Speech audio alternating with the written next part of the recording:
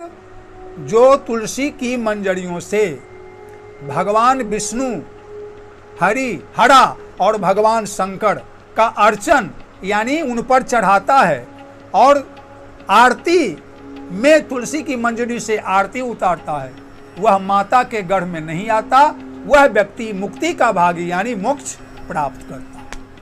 तीसरा प्रमाण पद्म पुराण से। पद्म पुराण में भी व्यास जी लिखते हैं, कहाँ? पद्म पुराण के उत्तरखंड के 24 नंबर अध्याय में, पद्म पुराण के उत्तरखंड के 24 नंबर अध्याय में क्या लिखते हैं?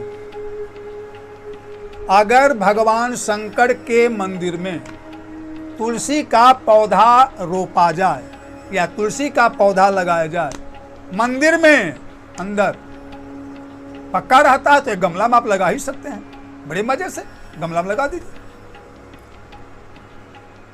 अगर लगाया जाए तो उसमें जितनी मंजरियां होती है, अब मंजरियां में बाद में बीज होगा, जितनी मंजरियां और उन मंजरियों में पकने के बाद जितने बीज होते हैं उतने युगों तक वह व्यक्ति भगवान शंकर की कृपा से स्वर्गलोक में वास करता है।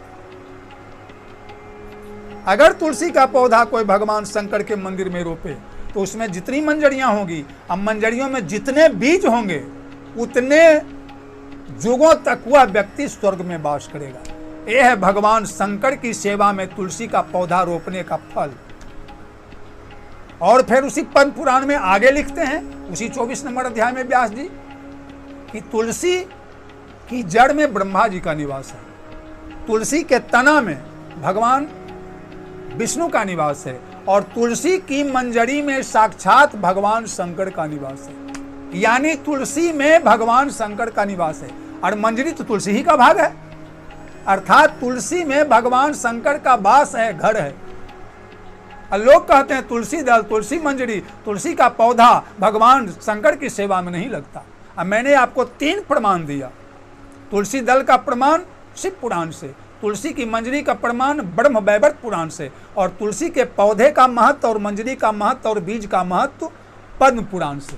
अब इससे अधिक प्रमाण की क्या आवश्यकता है, जहाँ पर 3 उदाहरण और तीनों भगवान के अवतार हैं व्यास जी, तीनों ग्रंथ को लिखने वाले व्यास जी।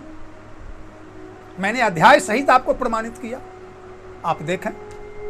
अतः ये निश्चित रूप से साबित हो गया, प्रमाणित हो गया शास्त्रों के आधार पर, मनीषियों के आधार पर, व्यास जी के आधार पर, कि भगवान शंकर की सेवा में तुलसी दल, तुलसी मंजरी और तुलसी के पौधे का अत्यंत महत्वपूर्ण महत्व है।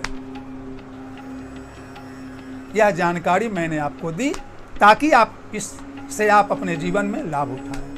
बोलो वृंदावन बिहारी लाल की जय।